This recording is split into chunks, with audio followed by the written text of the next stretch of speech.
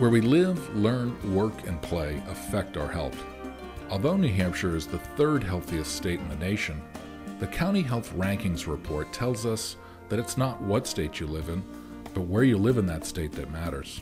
The County Health Rankings Report highlights health factors and outcomes that influence the health of New Hampshire residents, and spotlights each county's pattern of strengths and weaknesses.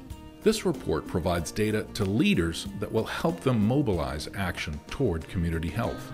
New Hampshire has identified the top 3 public health priority areas as obesity, tobacco, and substance use. New Hampshire has had many public health success stories. The stories highlighted here are prime examples of how individuals and communities can act together to change health behavior. Public health in New Hampshire: improving health, preventing disease, and reducing costs for all.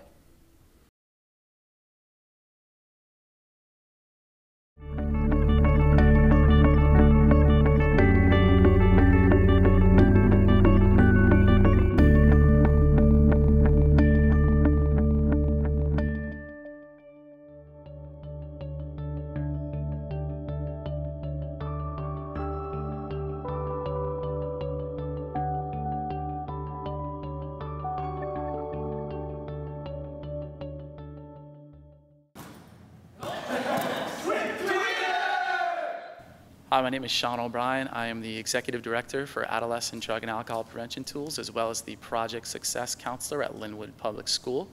I also happen to be the facilitator of the North Country Regional Prevention Youth Council, which is made up of students from 9 North Country schools.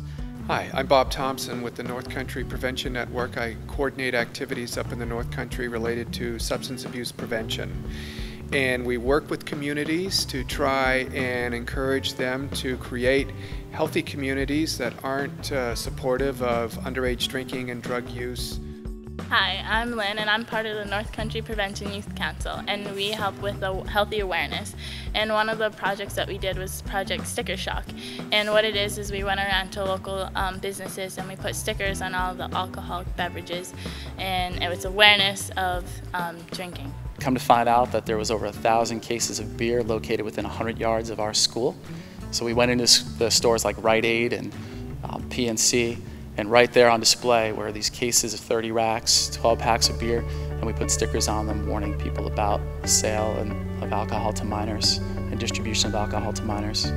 And that really kind of made a big impact, and we did an article in our local paper about finding that many cases of beer. And it was kind of a wake-up call for me too. I've been working in prevention for many years, but didn't really realize how in your face it was right within 100 yards of the school. We're big believers in youth leadership development. I'm Jake, and what I did this year was I taught a class called Reconnecting Youth. And what we did in the class was we taught the effects of alcohol and what it does to your body and how it affects your brain and liver.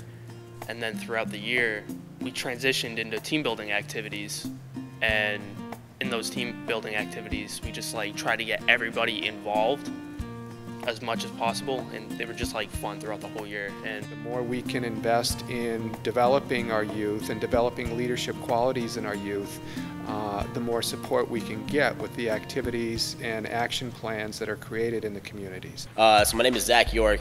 I'm actually part of a peer-produced program called Project DJ, where we actually have the opportunity to go out to different schools around New Hampshire around the North Country. It's totally run by youth. They book the gigs, they make the phone calls, they show up at the dance, a middle school dance, a high school dance, and they totally run it. So it's a youth entrepreneurship program. Our whole goal is to get them out there, so we MC it, we advocate for them to get on the floor, to have a good time. And it kind of just goes along with our whole natural goal and adapt of leading a healthier lifestyle. Banner swap activity, that is when we'll exchange those pro-alcohol use banners with neutral banners that basically just says the North Country welcomes you, welcome bikers. And we find that the less exposure that kids have to pro-use messages, the less likely they are to drink. We know that if young adults and students start drinking prior to age 15, they're 4 times more likely to develop alcoholism than if they wait until the legal age of 21.